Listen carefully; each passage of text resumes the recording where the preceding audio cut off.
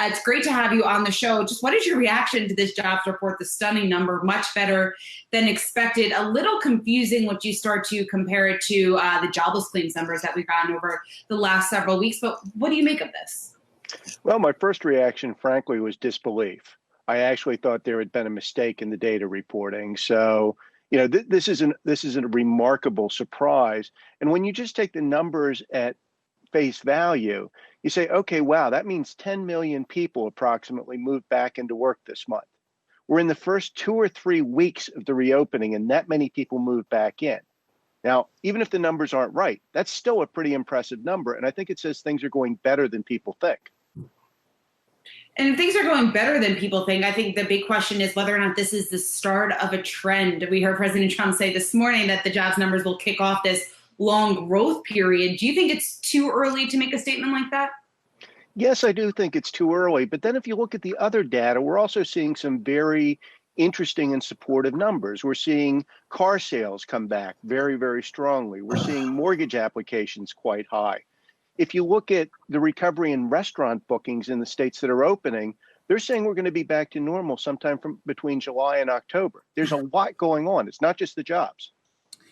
Brad, let's maybe just stick with the stock market for a second and what we're seeing in the market. Obviously, the market at this point has its own kind of inertia, its own momentum that's sending it on its own path.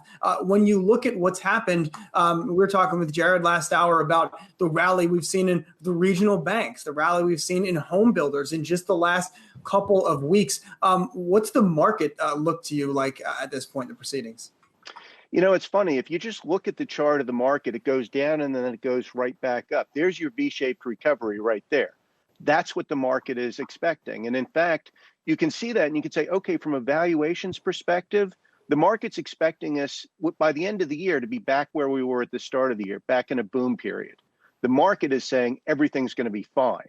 I think that's a little optimistic, but we got a much better chance of that now than we did 2 weeks ago. Well, and I guess, Brad, that we've heard so often about people concerned about a retest, or the market's run too far, too fast. But does that conventional wisdom that there's something wrong with the market feed this beast that has continued to drive stocks higher? Well, certainly you get the stock market climbs a wall of worry, and Lord knows we have a lot to worry about, or we've had a lot to worry about. But then you look at it and you say the virus continues to be under control, even though we're reopening. The Fed and the Feds have dumped trillions of dollars into the economy. Other things being equal, if we don't have another round of shutdowns, what do you expect that money to do? It's going to flow right into assets, and that's what we're seeing. Hey, Brad, Rick Newman here.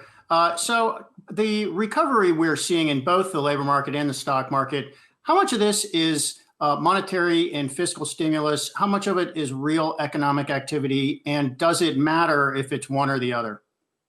At this point, I think it's mainly fiscal and monetary stimulus. But as the jobs numbers show, we're starting to get back into the real economy. Because remember, all of this was just intended as life support for the economy, to keep the economy alive until we could reopen. Well, apparently it worked. And we're starting to see the economy come back faster than people thought. We're not out of the woods, but thus far, the news is really good. Brad, I know the focus today is on these jobs numbers and just looking at how quickly the recovery is going to happen. And yet, I think lost in some of this, what President Trump said in the press conference today, he kind of alluded to the trade deal with China, saying, I don't know how I feel about it. I don't know how I feel, if I feel the same way that I did about it 3 months ago. And I feel like that risk has kind of been creeping in and out of the market since last week. How do you assess that right now? I mean, is it really all just about the recovery, or is there a chance that we start to see some of the geopolitical elements start to creep back in?